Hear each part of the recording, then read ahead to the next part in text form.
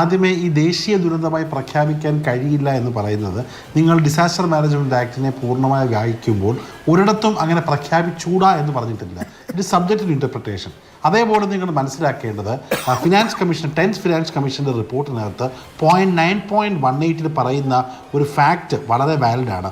9.18 പറയുന്നത് ഒരു second, once a calamity is deemed to be of rare severity, it really ought to be dealt with as a national calamity requiring assistance and support beyond what is envisaged in the CRF scheme. എന്ന് വെച്ചാൽ finance commission റിപ്പോർട്ടിൽ തന്നെ പറയുന്നുണ്ട്, ഒരു calamity അത്രമേൽ ബുദ്ധിമുട്ടുണ്ടാക്കുന്നതാണെങ്കിൽ അതിനെ ഇപ്പോൾ കാണുന്ന സാഹചര്യത്തിന് അപ്പുറത്തായി നാഷണൽ കലാമിറ്റിയെ കാണാമെന്ന് ഒരു വ്യാഖ്യാനം ഫിനാൻസ് കമ്മീഷൻ റിപ്പോർട്ടിൽ പറയുന്നുണ്ട്. ആ വ്യാഖ്യാനം ഉപയോഗിച്ചുകൊണ്ടും വേണമെങ്കിൽ സർക്കാരിന് ഇത്തരത്തിൽ ബഹുമാനപ്പെട്ട പ്രതിപക്ഷ നേതാവ് പറഞ്ഞതുപോലെ തന്നെ ഒരു സ്പെഷ്യൽ കലാമിറ്റിയായി കണ്ടുകൊണ്ട് കാര്യങ്ങൾ ചെയ്യാം. അത് ചെയ്യുന്നില്ല എന്ന് മാത്രമല്ല, ഇവിടെ ശ്രീ ശങ്കുറ്റിദാസ് അവസാനം പറഞ്ഞതുപോലെ കത്തിൻ്റെ അവസാനമുള്ള ആ വരി കാരണം കൂടുതൽ ഫണ്ട് കിട്ടുമെന്നുള്ള വിശ്വാസം എനിക്കില്ല. കാരണം ആ കത്തിൽ കൃത്യമായി പറയുന്നത് നിങ്ങളെ സഹായിക്കാൻ കഴിയുകയില്ല, നിങ്ങൾക്ക് NDRF പണം തരാൻ കഴിയുകയില്ല. ഈ പറഞ്ഞ L3 ആണെങ്കിൽ മാത്രമേ NDRFിൻ്റെ സഹായം കിട്ടത്തുള്ളൂ, അത് തരാൻ പറ്റില്ല എന്ന് കൃത്യമായിട്ട് കത്തിൽ പറഞ്ഞിട്ടുണ്ട്.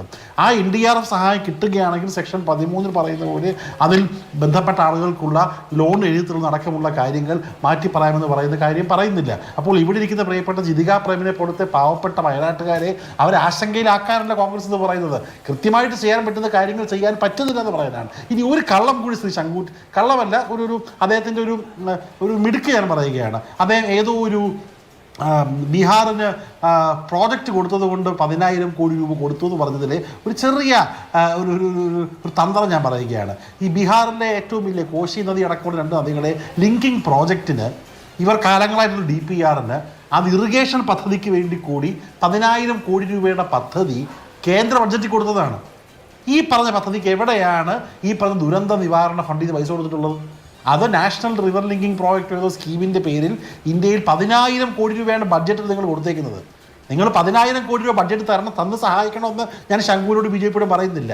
നിങ്ങൾ ഈ തരത്തിലുള്ള പാവപ്പെട്ട ആളുകളെ സഹായിക്കാൻ ദുരന്തം ഉണ്ടാകുമ്പോൾ അതിന് കൊടുക്കേണ്ട NDRF സ്കീമിൽ നിന്ന് 1,000 കോടികൾ കൊടുക്കണമെന്നാണ് പറയുന്നത്. നിങ്ങൾ മറ്റേ ബീഹാറിന് കൊടുത്തതുപോലെ നിങ്ങൾ രാഷ്ട്രീയം പറഞ്ഞ് ഡബിൾ എഞ്ചിൻ പറയുന്ന ബീഹാറിന് കൊടുത്ത 10,000 കോടിയുടെ 10% ബഡ്ജറ്റ് വേണ്ട, നമുക്ക് അവകാശപ്പെട്ട NDRF സ്കീമിൽ നിന്ന് കൊടുക്കണമെന്നുള്ള അഭ്യർത്ഥന മാത്രമാണ് വെക്കുന്നത്. പിന്നെ ബഹുമാനപ്പെട്ട മുഖ്യമന്ത്രി ഇവിടെ പറഞ്ഞ, ഇപ്പോൾ നിങ്ങളുടെ ചാനലിൽ എഴുതി കാണിക്കുന്ന മാധു പറഞ്ഞ രാഷ്ട്രീയം, ഇവിടെ ഈ വിഷയം വന്നപ്പോൾ ഒരുമിച്ച് പ്രമേയം പാസ്സാക്കാൻ സഹായിച്ചത് കോൺഗ്രസ്സാണ്. ഏറ്റവും ശക്തമായി വിഷയം പാർലമെൻറ്റിൽ അവതരിപ്പിച്ചത് ശ്രീ രാഹുൽ ഗാന്ധിയാണ്. ശ്രീ രാഹുൽ ഗാന്ധി വിഷയം പാർലമെൻറ്റിൽ അവതരിപ്പിക്കുകയും അതിനുശേഷം രാജ്യസഭയിൽ നിങ്ങളുടെ CPIയുടെ MLA MP സന്തോഷ് കുമാർ അടക്കം ശ്രീ ജോൺ ബ്രിട്ടാസ് അടക്കമുള്ള CPM MPമാരും ഈ വിഷയത്തിൽ രാഹുൽ ഗാന്ധിയുടെ നിലപാടിനോട് ഒപ്പം നിന്നുകൊണ്ട് പറഞ്ഞിട്ടുണ്ട്. അപ്പോൾ ഇതിനകത്ത് രാഷ്ട്രീയമില്ലാതെ കോൺഗ്രസ് മുന്നോട്ട് പോകുമ്പോൾ മുഖ്യമന്ത്രി ഇപ്പോൾ ആലപ്പുഴയിൽ നിന്ന് ഇതിനകത്ത് കോൺഗ്രസ് എല്ലാത്തിനും എതിരെ നിൽക്കുന്നു പറയുന്നത് അദ്ദേഹത്തിൻ്റെ രാഷ്ട്രീയമാണ്. ഇവിടെ BJPയും CPIയും ഈ വിഷയത്തിൽ കളിക്കുന്ന രാഷ്ട്രീയം മാറ്റിവെച്ചുകൊണ്ട് ഈ പാവപ്പെട്ട വയനാടുകാരെ സഹായിക്കാൻ വേണ്ടി ആവശ്യമായിട്ടുള്ള പദ്ധതി, ഞാൻ വീണ്ടും പറയുന്നു, നിങ്ങളുടെ കനിവല്ല നമുക്ക് വേണ്ടത്.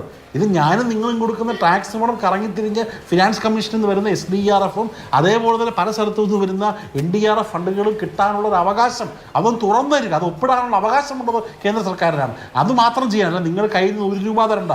ഇത് അക്കൗണ്ടഡ് ഫോർ ആണ്, ഇത് ഫിനാൻസ് കമ്മീഷൻ നൽകുന്നതാണ്, അതിന് പ്രത്യേക മാനദണ്ഡങ്ങളുണ്ട്. ആ മാനദണ്ഡങ്ങൾ നിങ്ങളൊന്ന് ഓക്കെ പറയുകയാണെങ്കിൽ കേരളത്തിലെ വയനാടിനെ പ്രതിഷ്ഠിക്കുവാൻ, ഇത് വയനാട് തന്നെ കാരണം വലിയ ഭീതിയിലാണ്. ഒരു പ്രദേശത്ത് 3 വാർഡുകൾ നടന്ന പ്രദേശം കാരണം വയനാട്ടിലെ ടൂറിസം രംഗം തകർന്നിരിക്കുകയാണ്. അവിടെ ആളുകൾക്ക് ബുദ്ധിമുട്ടുണ്ട്. ആളുകളിപ്പോൾ വയനാടിൻ്റെ ജില്ലയിലെ ഏറ്റവും പ്രധാനപ്പെട്ട വരുമാന സ്രോതസ് ടൂറിസമാണ്. അപ്പോൾ ഒരു ടൂറിസം, ഇപ്പോൾ ടൂറിസം സീസണാണ്. ഈ ദീപാവലി തൊട്ട് മാർച്ച് വരെയുള്ളത് ഏറ്റവും കൂടുതൽ ഫെസ്റ്റിവൽ സീസൺ ആയിട്ട് പോലും ഇത്തവണ വയനാട്ടിലേക്ക് ഒരു യാത്ര പോകാൻ ഒരുപക്ഷെ കേരളം പുറത്തുള്ളവരൊക്കെ പേടിക്കുന്ന സാഹചര്യം ഉണ്ടായിരുന്നു എന്നുള്ളതൊക്കെ യാഥാർത്ഥ്യമായിരുന്നു. അതിനൊക്കെ അതിജീവിക്കേണ്ടതുണ്ട്. അതിന് വലിയ തോതിലുള്ള പുനർനിർമ്മാണം വേണ്ടതുണ്ട്. കൂടുതൽ പണം അവിടേക്ക് ഒഴുക്കേണ്ട സാഹചര്യമുണ്ട്. ഇതിനൊക്കെ ഇടയിലാണ് ഈ പറയുന്ന സഹായവുമായി ബന്ധപ്പെട്ട ആവശ്യങ്ങൾ നമ്മൾ മുന്നോട്ട് വെക്കുന്നത്.